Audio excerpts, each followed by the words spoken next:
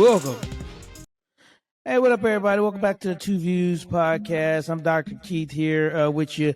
Another week with the Davis boys. We happy to be here with y'all this week. Yes, sir. What's up? Kevin G in the building. Y'all know what it is. We're here back. Another good topic, another good discussion. We're here to just talk to y'all, man. Have fun and chill out. Yes, sir. Chill out, Hey, chill man, out. what's up with your you think your Lakers gonna be able to pull it off against these Memphis Grizzlies, man? Oh, it's a wrap. It's a done data.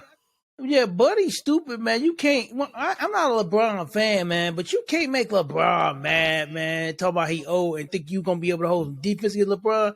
LeBron, if you begin a game, LeBron's making him look like a little boy. In the words of Keith Davis, it's a burrito. It's a burrito. I don't even like the Lakers. I honestly think the Golden State Warriors series is a wrap. I think that them letting Golden State come back winning 2 games, it's over. They're not beating Golden State in Golden State. I think Golden State can win one of the games in Sacramento. Yeah, you can't let Golden State go Game 7. I don't care where it's at. It's a wrap. You can't. You got two of the best shooters in the history of basketball, bro. So my favorite players in the league right now is Steph Curry and Durant. But man, the Phoenix Suns, man, what they're able to do without having to call on a Slim Reaper, bro. But they ain't got no bench though, bro. It don't matter. The Slim Reaper when they need him and he wake up, ain't nobody stopping him. Bro, they gotta play all Chris Paul, Devin Booker, and Kevin Durant gotta play at least 40 minutes a game. They can rest in the summer. No, that's true. They say you can sleep when you're dead. Ain't what they said. I think Kevin Durant won another one, and I think Chris Paul won one bad too. So I think they're gonna try to pull it out. Yeah, I think they're gonna be a problem. The East get hurt though. I know. So I don't think the East coming out of this one. Bro, what you think about that foul on James Harden though? That was the worst call in basketball, bro. I agree with what they said. I think they should have been flipped. I think Embiid should have got the flagrant 2, and Harden should have got the flagrant 1. Like I don't even know if Harden got a flagrant. It wasn't a foul. Period. That was not a foul, bro. Keith, that's a foul. You know how many times they do that in a game? Yeah, but you don't get hit in the nuts. He positioned himself to get hit in the nuts. You get close to somebody like that, bro. Harden, that wasn't a foul. That shouldn't have been called a foul. That was a common foul. I wouldn't have given him a technical. I wouldn't have did a flagrant. But Embiid should have been gone, man. And Embiid tried to injure. Oh, yeah. Embiid should have been gone. But, yes, sir. All right, man. Y'all know what it is, man. We jumping right into this, man. Turn the main light off real quick.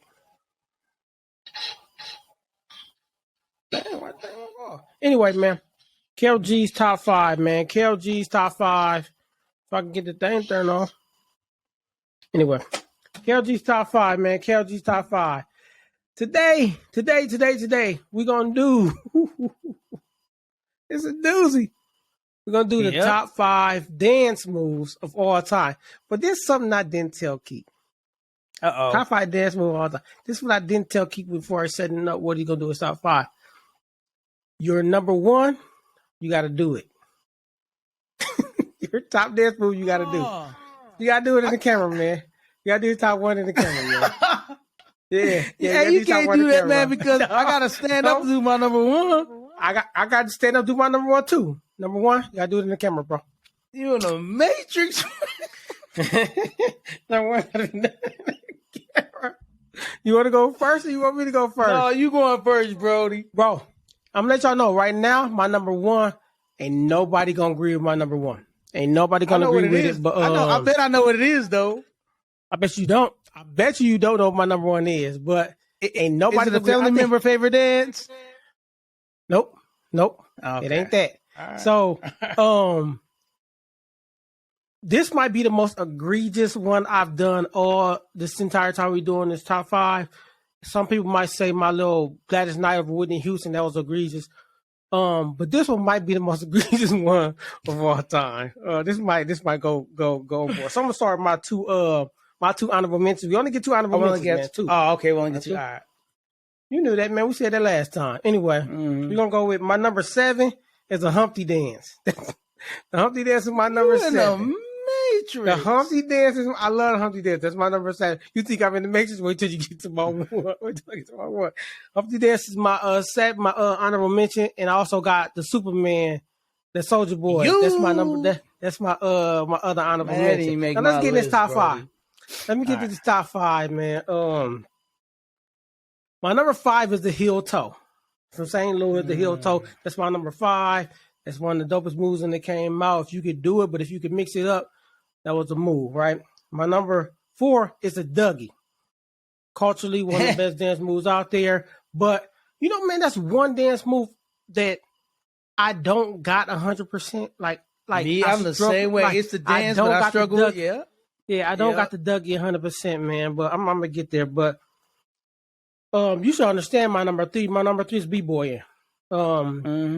B-boying is my number 3. It's culturally one of for anybody it could be number 1. I mean, it changed the game in hip hop. It changed the game in a lot of urban areas. So B-boying is my number 3. My number 2 is tied to B-boying, and it's one of my favorite styles. And what I do a lot is ticking and waving, right? Ticking and waving. Yeah. I love my ticking and waving. And that's my number 2. If you can tick and wave, you can look. It ain't the robot, people. I'm not talking about the robot. I'm talking about mixing up both the wavy end and the tightness, putting it together. That's my number 2. So now I got to do my number 1. And I said I got to perform it. And it's egregious, people. Don't get mad at me when I'm finna perform my number 1. But every time I hear this song come on, man, I don't know what it is about this dance, about this song, but every time I hear it, man, I just got to do it, man. I got to kill it. So here's my number 1. Here we go. Ready? What is it, man? Hit the quad. Hit the quad. That's my number 1. That's my number 1, bro. The quad is my number 1, bro. Every time that song comes, I gotta. Come on, bro. I feel quad is my number 1, man. Hey, that's egregious. Didn't make the list. That's egregious because it's a lot of other stuff that could have been on the quad, bro. But I don't know something about that dance. That's very egregious. That's very egregious. All right, let me hop into mine because when I originally did this list and I was at work, the Dougie was on one of my honorable mentions. I think the Dougie, that's like you said, that's one that I really ain't I love, but I really ain't never. I got too old when it came out, and so I really had the coordination like I did in college to be able to do that dance. But the Dougie been out for a while though. But they just the way it's done now is little added to it. But let me get to my honorable mentions though, bro. Cool. And I a lot of mine are acknowledgments to the past, man. But my first honorable mention is Butterfly. That's old. Let me see that. Man, you got to put that. Got to be an honorable mention, man. And that's one everybody can do. I feel you. A lot of mine are things that everybody can do. And then how you don't got the running man in your at least honorable mention. I know it's old school, but it's classic, but it's not. Man. It's not top 5. It's a classic, but it ain't top 5, bro. If you're going through a Soul Train line, what dance can you guarantee you gonna see? The running man.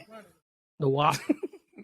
All right, let me go. Let me go to my bottom one. My number 5, and this one may be egregious, but I'm like I said, I'm picking stuff that I think everybody used to and people do. Swag surfing. I know it ain't a dance, but I think it's technically a dance, but groove. You got swag surfing. So that's your top 5. This is my top 5, bro. That's egregious. Yeah, my number 4. My number 4. I'm surprised you didn't have this at all. But the Monastery. Shout out to St. Louis. I thought that was gonna be your 1. No, that's gonna be your 1. That's why I said you're not gonna think, but you're not gonna pick my number 1, and you should because of where we from, where our family from. Not really us, but our family from. You should know what my number 1 gonna be. So I got my number 4 is the Monastery. My number 3 is the one, another one everybody can do, the Lean With It, Rock With It. You guys put the Lean With It, Rock With It. My number 2 was your number, I think 5. So the Heel Toe, that was our thing in college, heel toe. And then my number 1, man, I gotta pay homage to the old school, kid. That's what you got. That's what you got. Yeah. Let's see what you got, man. It's that old Chicago two-step, that Mississippi two-step. I thought, bro. That's number one, bro. I thought Monquan was egregious. Hey, that's egregious, bro. That's Chicago, Mississippi. The Chicago, Mississippi two-step. That's Man, stop playing. That's number one, Brody. Bro, you had the heel toe. So that's over the heel toe.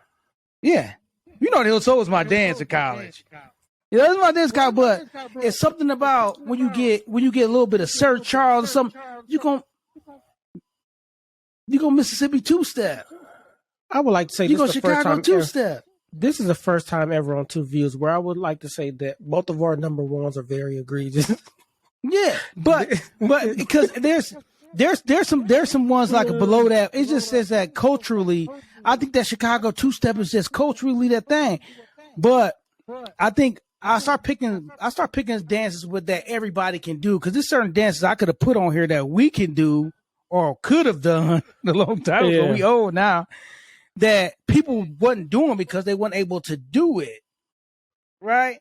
But these I pick dances that, man, when you on a dance floor grooving, man, depending on your generation, you're gonna groove out to those dances. But I also think this is another list where everybody's gonna be different. I don't think anybody's gonna have the same list when it comes to top dances of all time.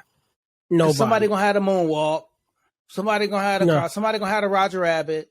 Somebody gonna have the percolator. There's so many different dances out there, but culturally, if you don't, and I'm shocked that you didn't have that. Culturally, if you don't have ticking, waving, and b-boying on your top list, but something wrong with you. But those are the dance styles I figured that everybody couldn't do, right? Like everybody can tick. Everybody can't tick away. This is how most people tick away. This is how most people tick away. That's how most people tick away, right? That ain't how you tick away. I don't think most people can tick away the right way. So that's why I went on my list. I picked stuff that I feel like the community can do. You want to know watch a b-boy. You want to know what the hardest type of b-boy tick wave moves is? Finger tutting, man. Finger tutting is difficult. Oh yeah, it looked easy, but finger tutting is super difficult. But no, man, that's our list. So mine again, man. My honorable mentions is, hold on, what were my honorable mentions? I had the Humpty Dance, the Superman for my honorable mentions. Then I had the heel toe at 5, the Dougie at 4, b-boying at 3, ticking and waving at 2, and the Quan at 1. I just don't know something about the Quan, bro. Like, I gotta do that dance, bro. I would be dancing at the school when they play. They be dancing at the school. I'm a principal on duty, and they do that. I got the Quan come on. I gotta do it. You know, you gotta do it, bro. I don't know something about that. So, what was your top 5? Yeah. What was yours? So I got my honorable mentions. I got the butterfly slash the Tootsie Roll. You gotta put them together. I'm sorry. Then I got the Running Man for my other honorable mention. Then I got 5 swag surfing, 4 the Monastery, 3 lean with a rock with it, 2 heel toe, and number 1 the Chicago / Mississippi two-step. Chicago, you stole it from Mississippi. Yeah, I said it. Mississippi. Yeah, man. I just don't know about that swag surfing though. I just don't know about the swag surfing, even though culturally that's what we do. And when it come on, the whole everybody. I'm gonna say this after my brother Kurt video when they went to go see Duke versus North Carolina. Hey, UNC, y'all should just don't ever play swag surfing again. Just don't do it. That was kind of embarrassing. It made me not want to do it anymore. It was that bad, bro. It was bad, bro. But you know how they is, man. But that's our top 5, man. Hey, we'd love for y'all, man. Y'all comment on our posts on our YouTube. Tell us y'all top 5, man. We'd love to hear what y'all top 5 is, man. Like, put it out there. And let's see what y'all come up with on all our top 5s. Don't be afraid to put y'all top 5 up there. No criticism. Just want to see what y'all got out there. But y'all can criticize us if y'all think we super. I know y'all text us and tell us we crazy about some of our picks, especially that cereal one. Yeah, they got a lot. We got a lot of hits on how crazy our cereal pick was. But I don't want to talk about Kabooms or King Vitamins. Man, yeah, they said our love song list was trash and the cereal list was trash. Ooh. So man, criticize. They said never trash. Yeah, they said we is trash, bro. Hey, listen. Everybody got their own opinion on this stuff. We Yeah, ain't mad at it. I ain't yeah. mad We at it. ain't It is mad what it at you. is, man. All right, man. We got a topic for y'all. Gonna jump into this one. It ties on to a lot of the other stuff we talked about. We're gonna talk about cancel culture. Um, it's not new, but over the last, I want to say, 5 to 7 years, it has grown. It has snowballed into Yeah. a thing. Shall I say, just a thing? And we're going to discuss whether that's a good thing, a bad thing, or if we're indifferent to it. Because some people just may be indifferent to cancel culture. So I can start off first and just go off what cancel culture is when we make a Go for it. decision to ostracize somebody and outcast somebody based on something they said. We take away their ability to be what they are to us because of something they said or did. Hmm. And the question I have is who gives us the right to do that? But what was your definition of cancel culture? So council culture is. Let me give you the positive definition of it. It's an opportunity to expose those elements of our society or entertainment or politics that are detrimental to the overall growth and development of of society. That can be anywhere from words or regulations against the LGBTQ IA community. It could be beliefs against specific race or gender. There's several reasons why people are being canceled, but the original reason for this is to expose those things. But I think it became a little more than what it was supposed to be. It became a Agreed. judgment more than exposing, and I think that's where it's starting to lose its power and its effect. And I can throw out a few names on some names that everybody would know. I think the first person that really got struck hard in the public when it came to cancel culture was farther back than 5 to 7 years. It was Janet Jackson. The whole Super Mm. Bowl issue, that was major Yeah. for her. That she took a major hit from that. It's crazy that she took a huge hit, but Justin didn't take that huge of a hit from it. That's a whole nother story. Even though I love Justin Timberlake, who else? We got Kanye West. We know cancel culture is hitting him. Elon Musk. I don't think he cares because he's a billionaire. And the most recent, bro, Will Smith. Will Smith has been Mm-hmm. hit by cancel culture hard, Hey, and we can dive into that. Go ahead. let's go back a little bit. I'm glad you said Will Smith because he played a very famous boxer who I think Who was really canceled? shows the effect of cancel culture back during the Vietnam War protests, right? And that's Muhammad Ali. Cancel culture isn't new, It's not right? new, It's more visible, right? and it's more And it's harsh. I think it's more harsh now too. I yeah. think there's some harshness to it.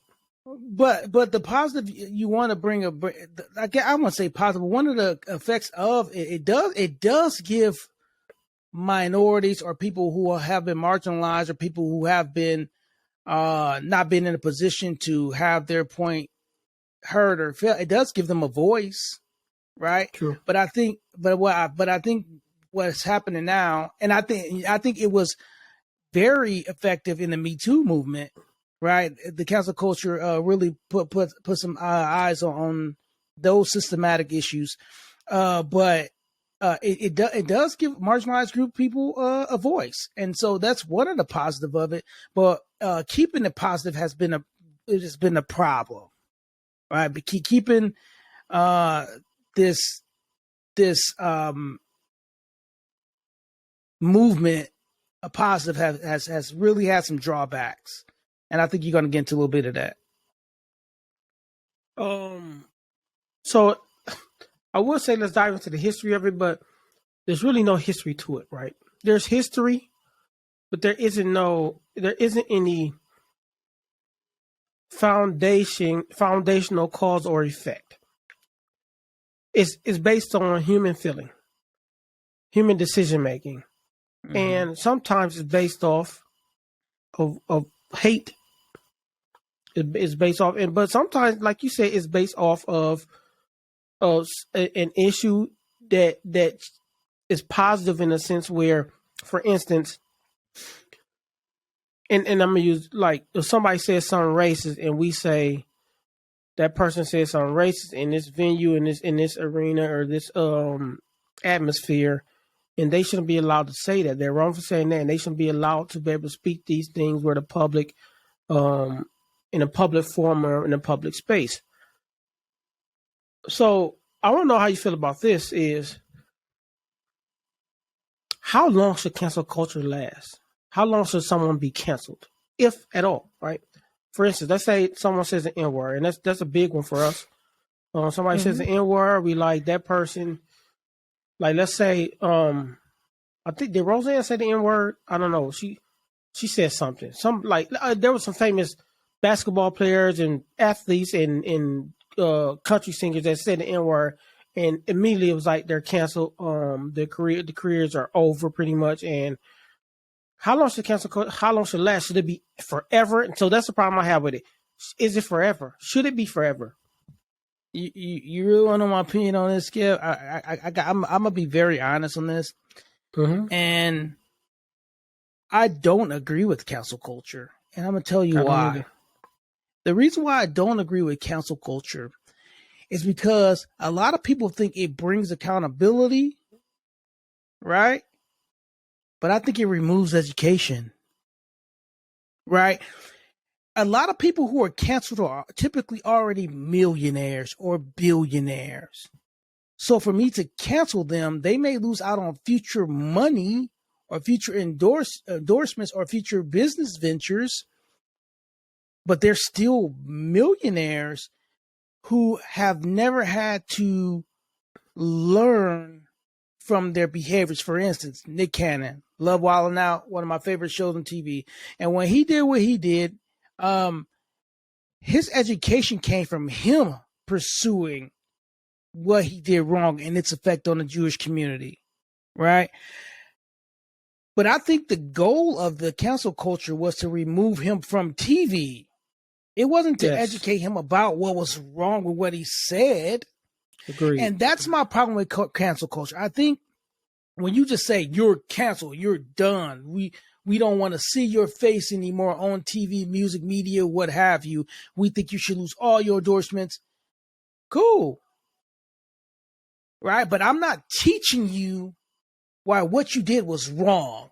I'm just in your face chastising you, which turns from chastising to judgment, rather than saying, hey, brother, hey, sister, this is what you said, and here's why it's wrong.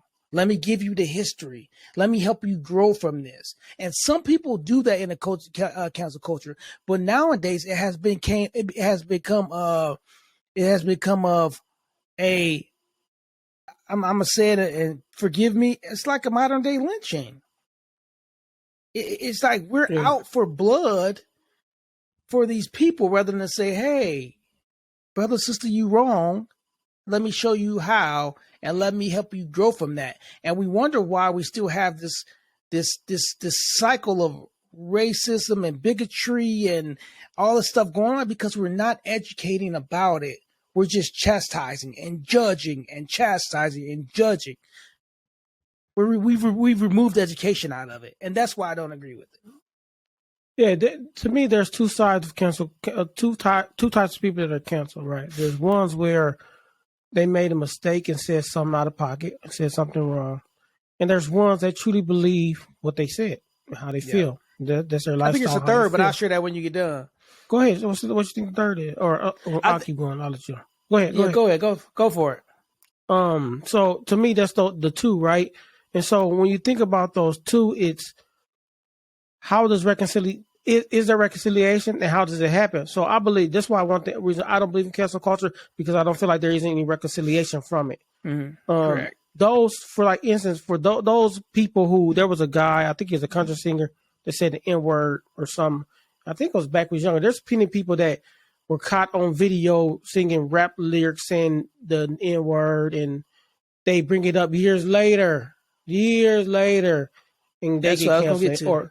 Or Kevin Hart, where he said a joke about the LGBTQIA community, and years later, it's like, you got to apologize. You can't do the. Where is where does reconciliation happen, and when is it enough? Right. For instance, in the Kevin Hart situation, he apologized. He did, and they wanted him to apologize again And again and and he again said, and again. and over and over. And he said, "I'm not apologizing anymore." Yeah. And to be honest with you, Keith, I was with Kevin Hart right there when he said, why does he has apologized? He's wanting reconciliation. He's trying to figure out. He knows what he did wrong. He explains what he did wrong. He gets it. He apologized. But y'all want him to keep doing it over and over again. When is he reconciled from his actions? Right? And he's It's not the because only people comedian that's done it. Right? Right. People want him ruined. And that's my thing. They want them ruined. And I think that it was not the purpose of this process. Right. And that's why I said the third one is, you hit on what the third point is. It's the ones who committed what today's standards will be an act of hate or bigotry or something, but that was in the, unlike the N word, which has never been positive, never been okay. Some of these approaches, jokes, sayings were culturally okay at one point when the person did it. Doesn't Correct. make it right, but like you said, when do they get to reconcile? When do they get to say, "Hey, I told that joke back then that was wrong. I apologize. I'm learning. I'm growing from it. I'm moving past of it. I'll get better from it," instead of holding them to a cultural, a societal, a time period where that was deemed okay. Don't make it right, but how can you how are we giving them the opportunity to reconcile that? We're not. We want them ruined for that, and that's where I think it's a problem. I think it's a problem when the goal isn't to educate them and help them understand. It's about, we want you to lose everything that you value because of it. And now those that the other one I mentioned, those who meant what they said, that they also should be given a chance to reconcile. But if they never reconcile, then okay, continue cancellation. But they should be given the opportunity to reconcile. Everybody should be given the opportunity to reconcile. And we both are not, like we said all the time, unapologetically Christian. The Bible is clearly when it says, before you get on somebody else, check yourself. Yeah. And I feel like we lose that aspect of it.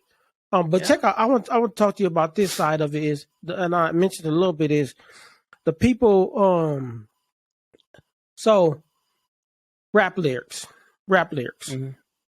That's a big one. It's it's baseball players, musicians that are being canceled for when they were younger, rapping a Jay-Z song, a Nas song, or whoever song, saying the N-word, whether more than likely it was with the A sound, not the hard R. Who cares whether it's a hard R or A sound? Who cares? But they're being canceled for using that word in the frame of a rap lyric. And I feel I feel away on this. I think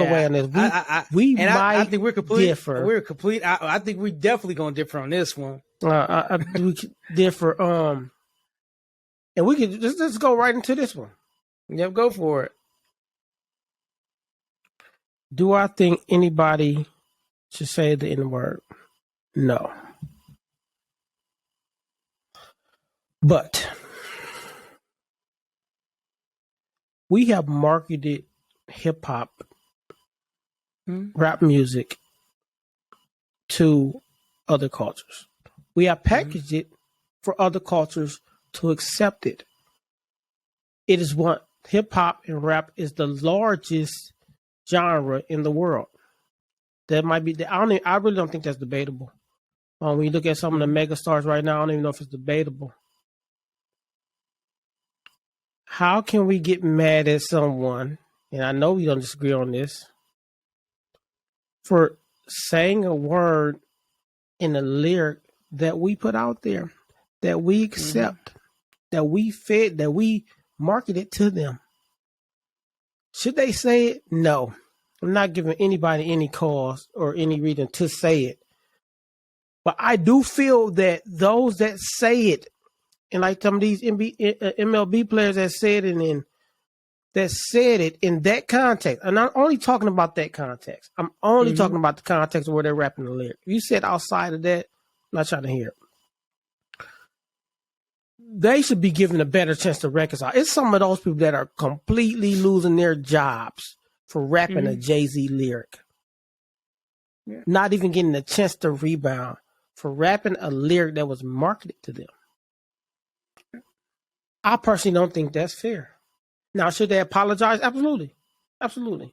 They shouldn't say it. But I think should they be beat down as much as they are for using it? I don't think they should be. That's just my opinion. Let me give you the one thing I agree with you on. I don't think they should be canceled, and they should be given a chance to be educated and reconciled and given the opportunity. Then if they choose not to do that, that's on them. And then with their consequences of that, it's fine. But I'm not letting anybody escape with the belief because it was marketed to them or because it's in a rap lyric that it was okay to say. I'm sorry. I can't. Can I say something? And I can't go for it. How many times we're from the hood and we have white people in our hood? How many times have you heard or I've seen a white person allowed in our hood to say the word? White and Hispanic. So yeah, correct. And I don't agree with it at all. Now let me put this in context. And this is going to be a very, very high context that probably I think what we're talking about it's kind of weird, but it's going to be a little lower than what I'm about to say. Okay, let's say no, I'm not gonna use that one because that one's a little extreme. Let's say I'm with somebody when they commit a crime, and I'm the getaway driver, right? And I help them get away from committing that crime. Am I getting charged with anything? With the same crime if y'all get caught. Right. Do you see where I'm going? I don't. Help me out here. Cause where I'm going is you don't have that person has the ability to be like, man, I ain't driving away with this car. Even though they're in that vehicle and they drive away, they can choose not to do that.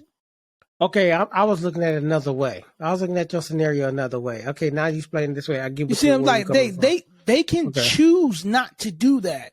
I can have a rap lyric in front of me and choose not to say the N-word. The N-word will never be a positive word. I'm sorry. I don't care how many rap lyrics you put it into. It doesn't get. I don't believe anybody has the right to say it. But I think especially cultures outside of African American, I think it is disrespectful, and I think you have to own that. I think you have to own that. But it's like if I'm doing something, if I'm reading something and it has a curse word in it, and I'm in front of kids, what I do? I skip over that curse word, right? Like you make those adjustments. So why shouldn't people do that when they're rapping a rap lyric? Okay, so back to your scenario though. You said if somebody drives a getaway car and somebody do get charged, same, yes. But that's not the case with this word. And this is what I mean. If Jay-Z's is the robber, let's say use R, and the getaway driver is the white person who he sold the music to, said R, the white person is getting charged a lot more harshly than Jay-Z's getting charged. Mm-hmm. We're not charging our own for using the word. Now we still talking about cancel culture. This goes a little bit off of, huh? I don't care about the charge. You don't care about the charge to the person who's actually saying the word?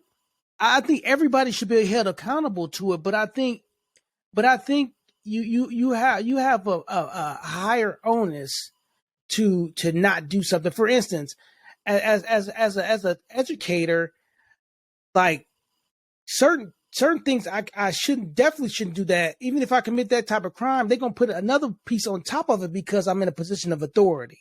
Right there, it's there. Regardless, like this person may get this charge, but this person will get this one because they're in a position of authority. You see what I'm saying? Like I don't, and it's the same thing. And so I just, but well, I think what we both agree with, though, I will say, because we are getting a little off. I think what we both will agree with is that those people still should have the opportunity to reconcile with society, but they're not being allowed to. Right. And I think cancel culture has become completely punitive rather than restorative. And we keep selling this restorative practices, restorative justice stuff all throughout our judicial system, through our school systems. But in our own societal practices, there is no restoring of the harm. It's you committed the harm, you need to pay for it. Rather than you committed the harm, let me help you mend from it. Let me help you learn from it. And the people you hurt mend from it. That's restorative. Yeah. So let's talk about another side of this. Let's talk about differentiating cancel culture from free speech. Like what? How would a person decide what someone else said based on free speech has the right to be canceled? Now, I have my opinion on this. When what you say or what you do has a direct negative connotation, direct negative, creates a direct negative atmosphere around the protected, what's the word I'm looking for? The protected race, religion, nationality. When it affects and has a negative atmosphere around those things, it's a bad thing. It's a bad thing, and I think there is a right there for people to let me just say cancel in a sense, or to have an issue or disdain towards what you said and hold you accountable for what you said. But I think that's a thin line. I think there's a very thin line between the two, and I feel like people nowadays in this culture and in this nation are toting that line. What? I don't think the line is as thin as we make it, because if you read a lot of those freedoms in those First Amendment, the Bill of Rights, and if you read them in depth and you talk about those freedoms in that First Amendment, it literally shows you that not all speech is free, right? I think we have this mindset in our society that all speech is free. And the founding fathers spell it out. What speech isn't free? And so I think we just when we read about the amendments and freedoms, we only read speech, petition, press, but not what's underneath it. Right? They spell it out underneath it. And all speech isn't free. Hate speech isn't free speech. Like it is spelled out. We just choose to just only look at the bolded words in the amendments. This is the way I look at it. No, I agree. I don't know. I just feel like the way our political atmosphere has become, that's why I'm saying the line is thin because they've allowed it to become thin. And I feel like people are really toting that line to on things that they're saying, things they're doing, even our political parties. And I'm not just talking about Democrats or Republicans. I'm talking about both. I mean, they are toting the line both ways, and it's a little bit scary. And I'm telling you right now, I am an independent. I do not associate with either the Democrat or the Republican Party. But I see those parties as the two powerhouses in our country. they have created an atmosphere that I think has fostered cancel culture, even though a lot of them hate it. They talk bad about cancel culture, but I think they fostered it. I think and I They would say participate in it too. agree. And you know who else is and did I add this in my notes? Yeah, I did. This is a question before I get into something else. Do you think Gen Z is to blame for cancel culture? No, I think society. I think every society. I think every generation in our histories has some type of cancel culture. Not blaming. I think Gen Z is just they just have the outlets to be able to be more vocal about it. I think every true. side, that is true. no matter. I think if you look at cancel culture, every generation alive is involved in it. But what I do think about cancel culture, I think cancel culture is helping with the emboldening of some of the behaviors, right? Because I think what you have is there's this want to come to the middle and come to an agreement and everybody work together to make, do what's right. But now cancel culture has gone so far left that Not politically. that politically so far left that the counterculture is going so far right that you got these two warring sides instead of two sides trying to come together and make this country a better place. But I think every generation has evolved. We always want to blame Gen Z for something, just like they used to blame Generation X for everything. We always want to blame a generation. We all play a part in it. Every generation, we're all playing a part in it. And I do agree with you. They have more outlets to say and do things, and we're definitely gonna have a podcast on social media. I mean, we'll definitely do that one. But I definitely think they have more outlets, more means to speak their minds, and they're doing it. I mean, hey, you know how many people will be canceled that we had social media? They're coming out with a Hulu special on Freaknik. They had social media during that time. Mm-hmm. If they had social media back when I was young, there probably wouldn't be a TuVues. Yeah, probably not. I mean, like, oh, definitely not. And like, just think about the basketball players back then and the movie stars back then. Like, they tell stories. There's like, there was social media back then that'd be just out of control with cancel culture. I want to jump to this other note we got here. Directly with cancel culture is the public shaming aspect of it. I don't know why, and it stems back to having access to the means and the ability to publicly shame people through video and social media. Why is that the go-to though? It's to publicly shame somebody and ridicule instead of pulling somebody to the side. So I'm big on that. Like we both coach football. And how often did we publicly shame a kid?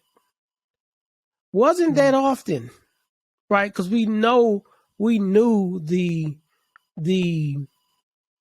repercussions of us doing that with the other kids. Like we knew what they would do and say and clown the other kid. And sometimes like was stuck on that tree. That was not.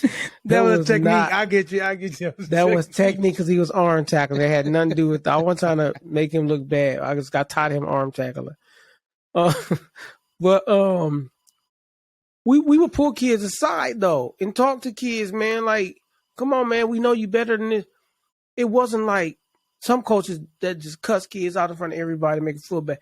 Why do and when that comes to cancel culture, why do people feel emboldened to post on Twitter, to post on Facebook, to snap it, to video, to record it? Like, why? I give you my opinion behind it. I think it's cowardice. Behind it. Keyboard warriors. Yeah. Oh, let me pause right quick, Kev. I'm dying. All right. But I'll keep going while you come back. But I post on Twitter all the time, and the comments I get back, man, about some of the things I say I'm no longer on Twitter, but the comments I get back on some of the things I say, it's crazy that I know if these people saw me in person or came to me, bro, they would never say or do anything that they're saying. They wouldn't do anything. I think people nowadays are hiding behind their keyboards and publicly shaming people because there is no repercussions for them doing so. Now, I'm glad social media has and I'm gonna tell everybody this that posts on social media have a problem with people trying to shame them about things they do. I mean, I had an issue I post about autism on my social media, and I use a puzzle piece, and people coming at me about using the puzzle piece for autism, which I'm going to continue using. But they'll never say it to my face. But it's a thing of where social media has a great thing now, a thing where, and I want a lot of y'all to learn this. You can turn off commenting. Mm-hmm. You can turn off commenting on your post. You don't have to hear people's response to what you post. I do it all the time. I turn off my comments. I don't care what the people who is not for think. For the people it's for, cool. But if it's not for you, and you got a problem with it, send me a direct message. You're not finna use me as a public platform. Yeah, you're not finna do that. DM me. Send me a message. Yeah. And we can have a discussion. You see, like we said at the beginning, the purpose of cancel culture was to bring light to some of the societal issues that we're having, and help marginalized people be able to have a voice. But now it's becoming a modern day tar and feathering, walking you through the street and throwing food at you. It's becoming and that's not the intent. That was never the intent of the cancel culture. The intent of cancel culture was to bring to light issues and deal with them. But when the educational piece or when the reconciliation pieces were removed, it became, back in the old days when you have the angry crowd with the like yelling and throwing food at the person. That's what it's turned into, right? Which makes it lose its value. Right, it makes it. No, I'm sorry. Cancel culture really doesn't have a lot of value because it's taking away the education and the piece of it. But when we bring light to a situation or issue, canceling the person or ridiculing them publicly is not addressing the need to bring light to it and to learn from it and to develop from it. It's just saying, we got you. You did this wrong. You're out. It's like a game of hide and seek. All right. It's like we're seeking out those who are committing these acts, whether they did them intentionally or not, or they did them in their youth or not, just so we can say you're out. Rather than saying, hey, you did this. Let me tell you why this is wrong, and let me help you learn from it. You my brother. I'm your brother. You my sister. Let me help you. Let me tell you why this hurt me. How are we're not, cancel culture is not restoring the harm. It is not restoring any harm, and it's not educating anyone. It's just creating more it's creating more news for the media. It's creating more storyboards for the media. That's what it's doing. It's not helping anybody. It's not healing anything. And let's talk about the effect of mental health for those people who are canceled. Let's talk about that because we've talked about mental health before, and I think this podcast will always talk about mental health. I don't think that's something that we will ever steer away from because it's so important to us. But when you cancel someone without reconciliation, when these people lose their jobs, when they lose their ability to support themselves or their family, when they lose their feeling of self-worth, which I personally never want anybody to lose their feeling of self-worth. When we do that, do we understand the toll that it takes on someone mentally. And I'm directly talking about when we don't allow reconciliation. Mm-hmm. Reconciliation allows that mental health. It allows you to focus on that mental health and get better and do better and be better. It's a positive aspect of it. But when you don't allow reconciliation, that is super damaging to someone's mental health. And we have to get past that and be better in that area, because we want people to live. We want people to live effective, full lives. We want people to be beacons of light to their community and to other people and to their cultures and to other cultures. We want people to live and do great. As we stated before, without allowing them to reconcile, we're not giving them that opportunity, and we're mentally deteriorating them. Yeah, we're once again. I keep talking about restoring the harm. We're creating the harm, right? And so, just think about. I'm just gonna put it this way: have you ever thought about we're calling someone a monster for something that they've done, who may already see a monster in themselves in another area, and what effect it has on them mentally? We don't know what anybody's going through, right? And that one act of ridicule, that one act of judgment could push them over the edge. And I guarantee there's people who have been pushed over the edge because of our society. I won't say necessarily outing them, but not giving them a chance to reconcile and learn from the behavior that they committed that someone may not even know about, right? We have to understand that we are in one of the day and age where mental health is so serious. So many people are cooped up from COVID. So many people are dealing with other issues that we have no idea about. We don't have no magic glasses to see through somebody and see into their heart and see into their mind and see what they're going through. And for us to attack them, we can just be pushing that last button. But it don't matter to a lot of us because we're getting our message across that was wrong. Okay. And I don't know about you or anybody else. I never want to have the feeling or thought in my mind that I had that negative effect on somebody that went to the next level and did something terrible like that.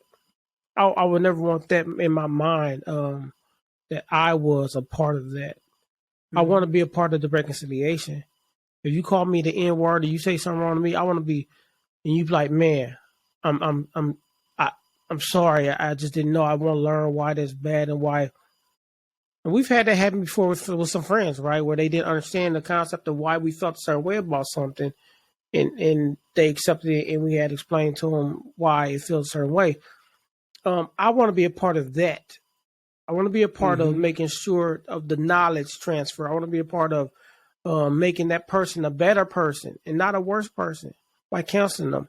I don't think counseling anybody makes them a better person, because what some people, when they get canceled based on something hateful, they become more hateful.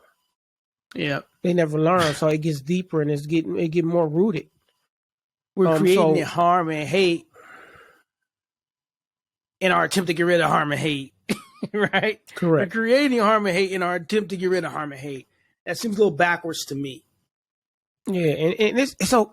And the thing about it, it's okay to be mad that somebody said something or did something that sparks outrage and did something wrong. It's okay to not be happy about that. It's okay to take time to voice how you feel about that situation and make it known that wasn't right. But what we're talking about is giving, and this is key, giving the opportunity for reconciliation. Not everybody's going to accept it. Well, or take it, giving the opportunity to reconcile. And I feel like and when we say we're not talking about, when I say we, I'm just talking to say for me, when I say we, I'm not talking about my community. I'm not talking about anybody else's community. When I say we, I mean everybody. I mean, we have to do better and give people opportunities on either side of the coin to reconcile in the right way. Whether that's I did something wrong to a white person, or a white person did something wrong to me. A Latin person did something wrong to Asian person or Asian person did something wrong to them, the opportunity to correct that behavior and correct that action is key. It's key to not just life, but happiness and the pursuit of happiness and protecting your peace that we talked. That protecting your peace concept that TuVues also is going to push a lot. Is key to that. So man, we just got to do better. Yeah. We got to do better. And I'm gonna keep harping on this, Kev, that there's just this big push about. I'm tired of restorative practices being rhetoric, right?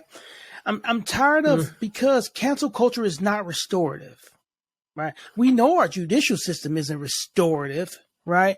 Now we're throwing these societal practices on top of that are not restorative.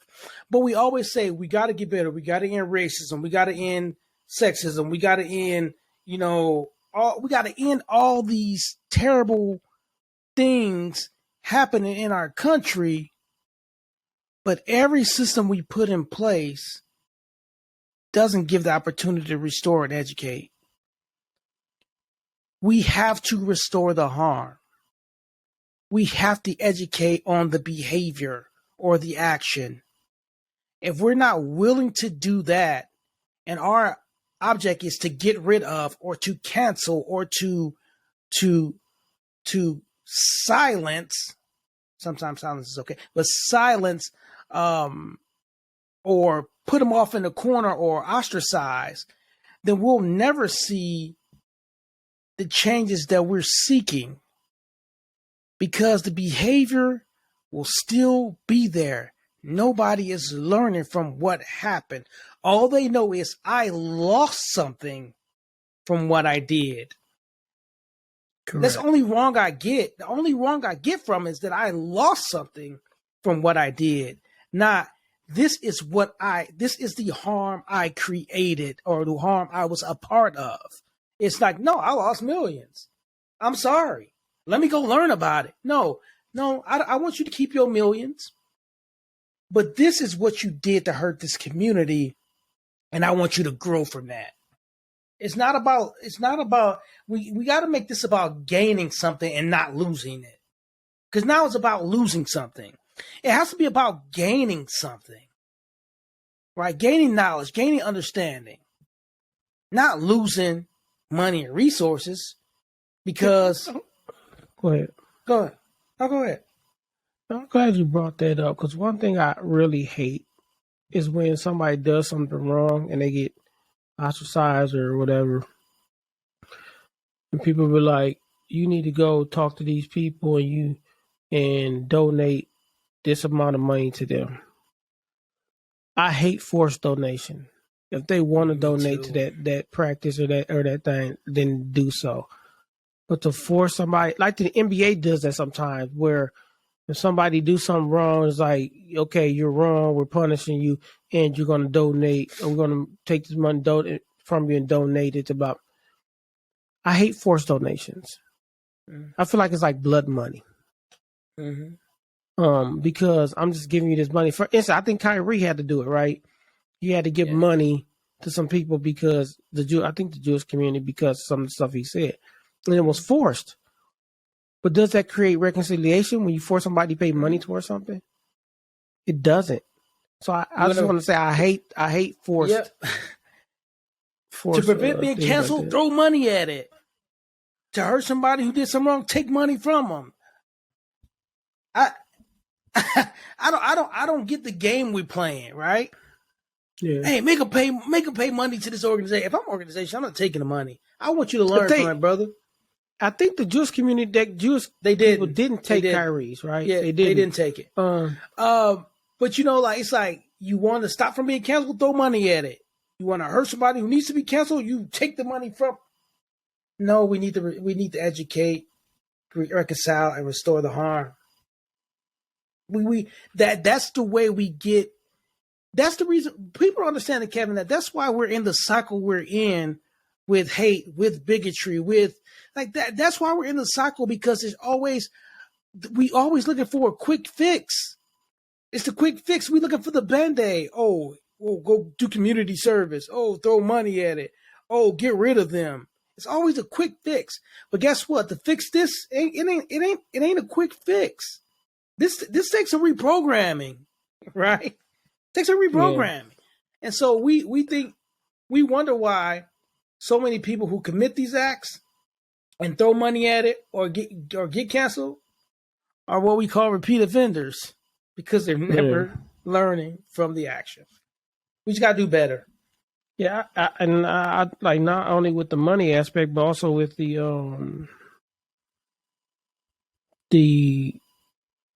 giving them the ability to reconcile. I don't think that should be forced either, right? Nope. The opportunity should be given, but you shouldn't force anybody to take it. Mm-hmm. If they like, man, I did this wrong, man, I want to learn from it. Great. But if they don't want to take the ability to reconcile it, you shouldn't force them. I feel like a lot of people, NBA and in the sports teams, they force it. And I get why they do it, because they sports are so commingled when it comes to races and races and things like that, and ethnicities. So they want to have a positive atmosphere when it comes to that. But I just don't. Forced reconciliation isn't real reconciliation. I don't think it's real reconciliation. That's just me, KFG, from the South to the P. You know, know what I mean? No, I agree with you. I think you give the opportunity. You can still educate and give the opportunity to reconcile. I think education is important. Now, I'm not just saying that because I'm an educator. Educating them about the harm is important, right? But then give them the opportunity to reconcile. That's on them. Yep. That's on them, right? You canceling me means absolutely nothing to my overall growth and development as a person. I'm just saying we have that can't be our go-to. Cancel culture cannot be our go-to to fix a lot of our societal issues. Because honestly, Kevin, of our 330 million people in the United States, 329 million can be canceled right now for something. I tell you, and those other ones are babies, and they on their way to be canceled for something. Like let's be honest, man. Like you said, we said apology Christian. Don't look at the speck in my eye when you got a plank in yours. It also says, "Judge not unless you too shall be judged." I try my best not. I'm not judging people, nobody. Try my best not to. But man, as we end this, man, it goes back to another thing that we always say too. Heart posture, man. If everything we do is not built off hate and built off love in your heart posture, then everything will be fine. We'll allow those reconciliation moments. We'll allow the ability to come back from our bad dealings and things we say and do. But until we as people, as humans, get that heart posture, get that that hate-filled thought process out of our mind, cancel culture is going to be here, and I don't think it's going away anytime soon. No. Until we can reconcile our hearts, right? Mm-hmm. So I agree. That's how I feel about that. Yep. Yes, One sir. thing I do want to cancel, though. If you talk about cancel culture, one thing I do. Can I cancel? Yes, you can. I want to cancel Michigan and that jersey you got on. Burn it. They will never be able to be reconciled in my heart, ever. It's okay. It's okay. Y'all. No, it's probably that's an ever for you, bro. it's all right. That's an ever for you. But it's all right. It's okay being second best, second winningest of all time. It's okay. It's all right. The winningness, as you know from your mama kids, me being the second best out of us is the best thing that ever happened to our mother. So, I don't know what to tell you. You just thought that quick? I did. I'm the baby, man. I'm the baby. You know what I mean? All right, man. TuVues, man. Cancel culture needs to be canceled. We need to start loving each other, man. Yeah, It's let's okay love to each other, man. to check people about what they do, man, but give them opportunity to reconcile. Yep. That's in all the we process, Yep. And in the process of loving each other, hey, you still got to protect your peace. All right. Protect your peace. PYP. I want to love you. Pretty young. Pretty young. Not the same thing. It's my song. Yeah, but... same thing, bro. All right, man. All right, man. Don't clown us on our top 5, man. That was ridiculous. But yeah, it's our top 5, man. Like I said, comment and tell us yours, man. Tell us yours. It's cool. It's cool. I know Josh gonna put the sprinkler. Guaranteed. All right, man. It's KLG, Dr. Davis, TuVues. We out of here, man.